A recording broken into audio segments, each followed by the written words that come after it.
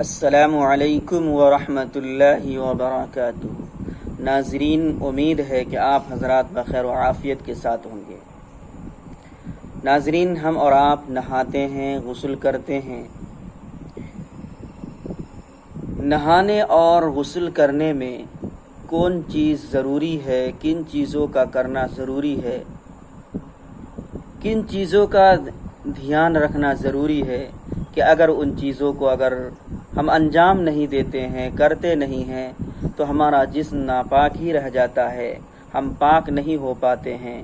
آج کی میں اس ویڈیو میں آپ حضرات کو انہی باتوں کو بتانا چاہتا ہوں۔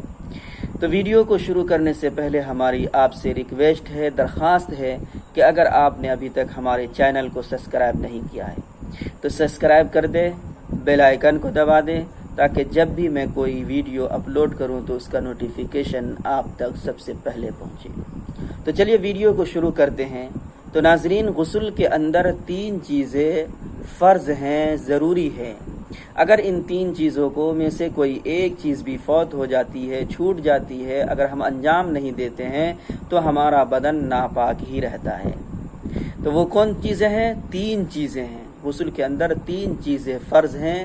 نمبر 1 کلی کرنا، نمبر 2 ناک کے نرم حصے تک پانی کا پہنچانا، نمبر 3 سارے بدن پر اس طریقے سے پانی بہانا کہ بال کے برابر بھی کوئی حصہ خشک نہ رہ جائے۔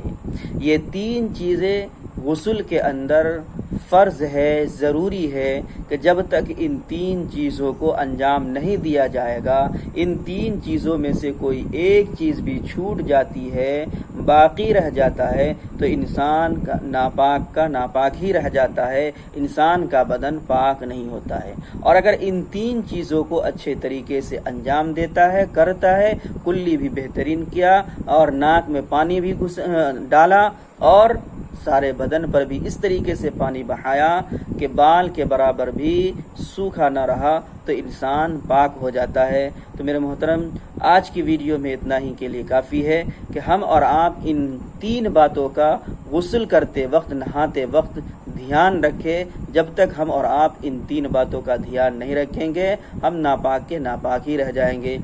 آج کے لیے اتنا ہی کافی ہے۔ چلیے، خدا حافظ۔